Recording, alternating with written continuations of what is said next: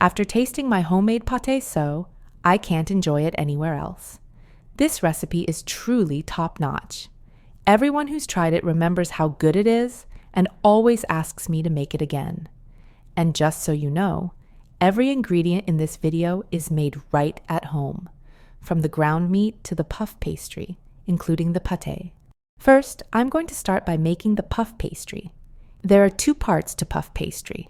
The first is the beurrage, which is the butter portion, and the second is the Detrempe, which is the dough.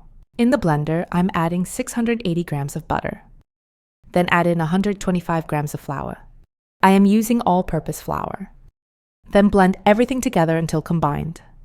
Halfway through, stop and scrape down the sides of the bowl, then continue blending. For your reference, all the ingredients are listed in the description below. Next, transfer the butter mixture onto a dish lined with plastic wrap. Wrap it up and let it chill for about 2 hours. Now I'm moving on to the second part, the Detrempe. Return to the same blender and add 500 grams of all-purpose flour, 237 grams of cool water, 1 tablespoon lemon juice, 1 tablespoon sugar, 1.5 teaspoons of salt. Then turn on the blender and blend until smooth. Remove it from the blender, place it on a plate, cover it, and chill in the fridge for 2 hours. 2 hours later, I take out the beurrage and start rolling it. First, I lightly flour the work surface, then roll out the beurrage. That's done now, so I'll set it aside and start rolling the Detrempe. Same method here. First, lightly flour the work surface, then start rolling. Place the beurrage in the center of the Detrempe, fold both ends over it, then chill it in the fridge for another 2 hours. 2 hours later, I take out the dough and start rolling it out again. Making puff pastry may seem challenging in the beginning, but once you know the steps, it's pretty straightforward. You just need a little muscle. Following the same process, I'll let this chill in the fridge for another 2 hours. While this chills for the last 2 hours, I'll prepare the meat mixture for the pastry filling. I'm using 380 grams of pork shoulder, chopping it repeatedly until it turns into ground pork. I like doing it myself, so I know exactly what goes into my meat, rather than buying pre-ground pork from the supermarket. In this bowl, I have the ground pork and chopped onions. Now I'm adding my homemade pate. Next, I'm seasoning with chicken bouillon powder, black pepper, and just a little fish sauce.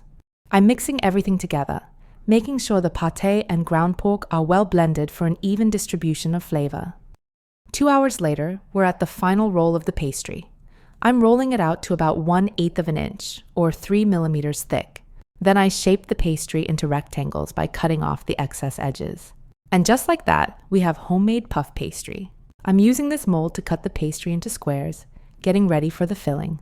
Now comes the fun part, adding the filling and getting these pastries ready to bake. They're going to be so delicious. I've just added some peppercorns, but you can skip this if you prefer less spice. If you enjoyed this recipe, give this video a like and subscribe for more tasty recipes. These pastries are incredible. The meat is rich, the pate is silky, and the peppercorn adds just the right kick to make them unforgettable. These pastries are definitely ready to bake. I'm brushing some egg yolk on top to give them a beautiful golden finish. Place these in a preheated oven at 300 degrees Fahrenheit or 150 degrees Celsius and bake until golden, which should take about 25 to 30 minutes. Look at how beautiful these turned out. Delicious, juicy, hot, and so fresh, with an amazing aroma. Bon appétit, and thank you for watching Savoury Tease.